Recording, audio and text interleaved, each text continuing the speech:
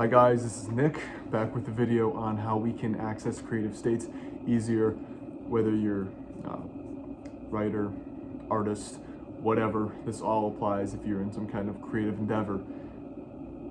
So it starts with having the understanding that a state is something that we can create, and it doesn't just happen by chance. I'm going to be explaining a little bit of science behind what is going on in our brain while we're in a creative state. I'm going to start by explaining two frequencies of the brain. I'm only going to start with these two because it's the most simple, and that's really all you need to know for now. So first is going to be what's called beta. Beta is where we are focused on our surroundings. That is the state or frequency that your brain is in when you're at work, when you're walking around town, anything where you're focusing on your surroundings and focusing on the outer world. Now, alpha is what I would describe as a relaxed, focused state where we have better access to creative ideas.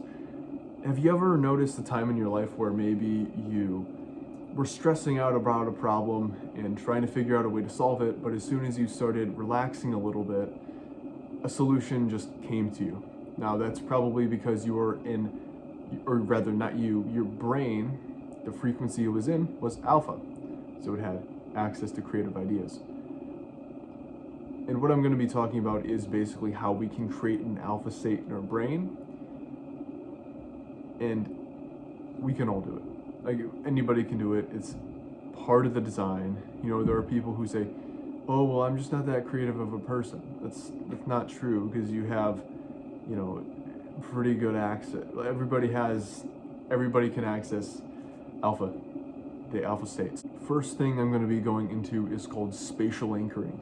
And all it really is where you associate a state of mind, you memorize it, but you use a physical action to switch into that state. So in an example, it's kind of a weird example of what I would do. Say, well, I still do it. You know, currently I'm in a sales position, and sometimes I just don't want to call people. I'm like, oh my God, dude, I already know I'm going to call them. They're going to say no. They're going to be like, oh, well, you're trying to sell me something, and then just hang up. So what I would do before I make a call is I would snap my waistband. I would grab it and just snap it against my pants. It looks kind of silly, but that I associated that with the state of, all right, let's just call them, and if they say no, it's no big deal. Let's just move on. So I associated that with the state of neutrality, essentially. And another, example of this happening is if, say for example, you are standing, walking hunched over, you already feel a certain way. Like, I can do this right now. I don't feel as good as I do standing upright. Pause the video, try it now. So another pretty important thing is mindset. So what attitude are you going into making something with? Is it to impress people? Because I know for a fact, I can speak from personal experience, that was what I was doing for so long. For not so long, it hasn't been super long, but that was what I was doing for a while. I wanted to impress people, and I didn't even know, well, and because I always, not always, okay, fuck, and because I wanted to impress people, nothing I made ever felt like mine. It never did.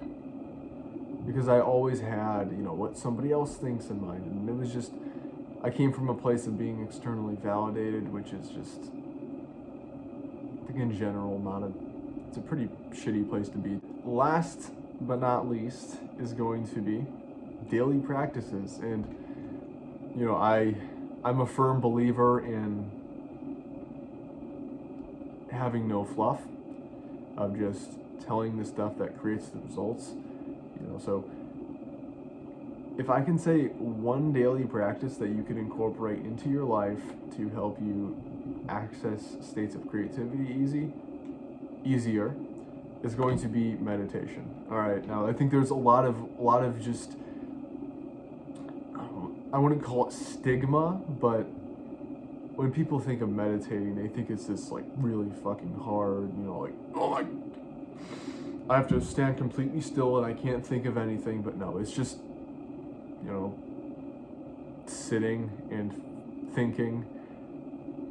Very relaxing. There's a lot of health benefits. You can just look this stuff up. I'm not going to explain it in here because there's people who can explain that stuff a lot better than I can. Oh yeah, I forgot. Actually, there's one more bonus, and that is something called the binaural beat. Look at it as a shoehorn into, the creative state of alpha.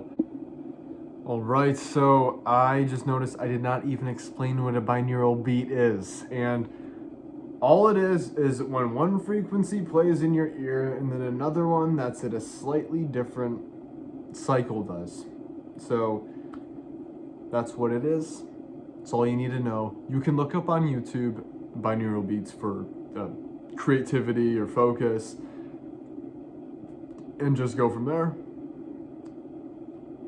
But yeah, so to get a little bit technical, there are certain frequencies in hertz that alpha's in and beta is in, and all the other states. So the hertz, say for example, if it's 10 hertz, that's alpha. One frequency can be playing 100 and one can be playing 110 hertz. And then the difference between them is going to be 10 hertz. If it's something interesting, honestly, I highly encourage you to go look into it more. Don't just take what I say for what it is. I don't think anybody here has a good reason to do that.